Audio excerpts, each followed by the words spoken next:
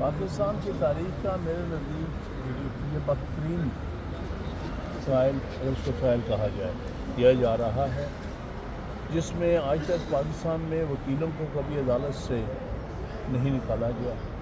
پہلی دفعہ defence lawyers کو عدالتوں سے نکالا گیا، جہاں انہوں نے اجرا کرنی تھی، اور اجرا اپنے من پسند وکیل سے کروائی گئی جو کہ اجرا نہیں کرا سکتے۔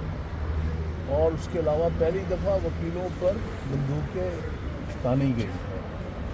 جو واقعات سامنے آئے ہیں کہ ان کے ایک چھوٹے کمرے میں لے جا کر ان کو خوفزدہ کرنے کی کوشش کی گئی ہے اور ان پر بندوقیں تانی گئی ہیں، جو کہ ایک بدترین مثال ہے ملک میں انصاف کے نظام کو جو ہے وہ پرورٹ کرنے کی۔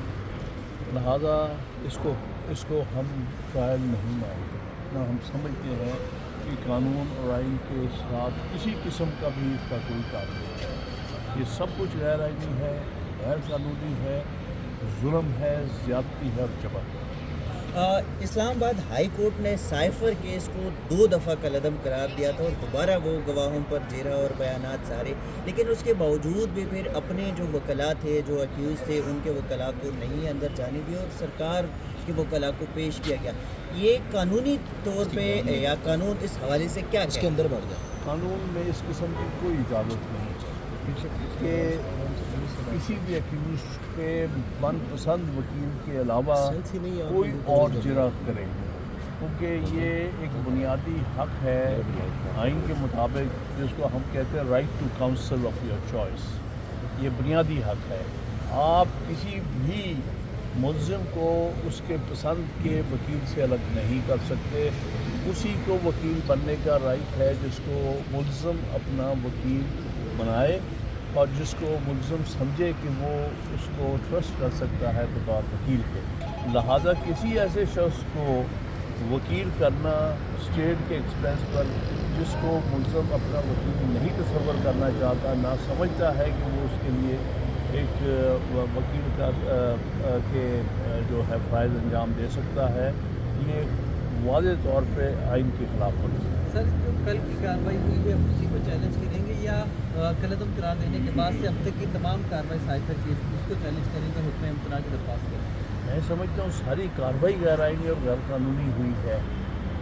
جب اس کو انہوں نے واپس کیا ہے، وہاں پر ریمانڈ کیا ہے، اس کے بعد کی کارروائی جو ہے وہ بالکل غیر آئینی اور غیر قانونی ہے، اور ابھی صرف کل کی نہیں بلکہ جو ہفتے والے دن بھی کارروائی ہوئی ہے، جس میں کہ ایک معقول وجہ تھی ایڈجرنمنٹ کی ٹرائل لائر کی، اس کو ریجیکٹ کر کے اپنی من پسند ایک ڈیفینس کاؤنسل جو ایکچولی پروسیکیوشن کا حصہ ہے، وہ پروسیکیوشن ٹیم میں سے ایک شخص کو سلیکٹ کر کے بطور ڈیفینس کاؤنسل کے لگایا گیا ہے، اور اس کا مقصد صرف اور صرف یہ گارنٹی کرنا ہے کہ کنوکشن ہو سکے دونوں ملزمان میں۔ سائفر کیس کے ساتھ اسی اڈیالہ میں 2 اور نئے پریفرنسز بھی چل رہے اور جیل ٹرائل چل رہا ہے۔ اس کے خلاف اسلام آباد ہائی کورٹ میں درخواست آئی تھی، اور اس پہ 23 جنوری کو ججمنٹ بھی ریزرو ہوئی کہ آج 30 جنوری ہے، وہ فیصلہ نہیں سنایا گیا۔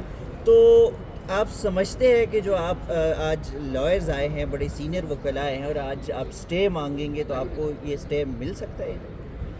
یہ تو خیر وقت ہی بتائے گا، لیکن ابھی تک اسلام آباد ہائی کورٹ کی کارکردگی ایک طرح سے مکس ہے۔